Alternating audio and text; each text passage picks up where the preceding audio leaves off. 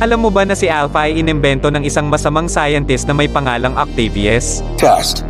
Alpha is online. Si Alpha ay ginawa sa Laboratory 1718. Ito ang lugar kung saan nilikha ang mga artificial na buhay na may masamang intensyon. Ang founder ng laboratory na si Dr. Baker ay itinatag ito upang mapag-aralan ang pagsasagawa ng human augmentation, isang paraan para umunlad ang tao. Ngunit sa paglipas ng panahon nawala ang kontrol ni Dr. Baker sa kanyang laboratorio dahil sa mga masama niyang kasamahan. Sina Professor Gerard at iba pang mga scientist na may iba't ibang mga masasamang plano. Ang nais ng isang scientist na si Octavius ay ang makabuo ng tao na gawa lamang mula sa mechanical materials at tinawag niyang Alpha at Beta ang mga ito. Subalit hindi pinansin ang ideya ni Octavius na mga nasa mataas na posisyon sa laboratorio, kaya't naghihintay siya ng tamang pagkakataon. Sa hindi inaasahang pangyayari, isang augmented human na si Saber ay nagwala at nagdulot ng malaking pinsala sa laboratorio kasama na ang pagkasira ni Beta. Sa kalituhan at galit, nagkaroon ng oportunidad si Octavius na ipakilala ang kanyang ideya. Ginawa niya si Alpha isang cyborg na may malakas na loob na maging tapat sa Laboratory 1718. Ito ay may katawan ng tao ngunit kontrolado ni Octavius. Ang unang misyon ni Alpha ay ang sugpuin ng traidor na si Saber. Ngunit habang tinutupad ito ni Alpha, napagtanto niya na mayroon siyang naiisip at nadarama at ito ay kaugnay sa kanyang pagkakabukas. Nakaramdam siya ng galit at pagkawala ng kapatiran nang mawala si Beta na kanyang kambal. Nagkaroon ng labanang magkasama sina Alpha at Beta kay Saber, ngunit bigla itong umatras at kinuwestiyon ang kaluluwa. Ipinakita ni Saber na mayroong puwang sa kanilang buhay na mas malalim kaysa sa kanilang mekanikal na katawan.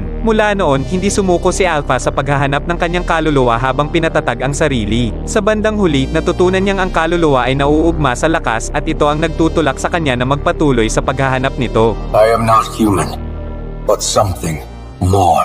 Happy 7th anniversary nga pala sa Mobile Legends. Salamat sa patuloy na pagbibigay aliw at saya sa lahat. Sana more updates pa at mas lalong gumanda ang mga kaganapan sa Mobile Legends at madami pa ang maglalaro. Maligayang ika-7 anibersaryo sa lahat ng MLBB players.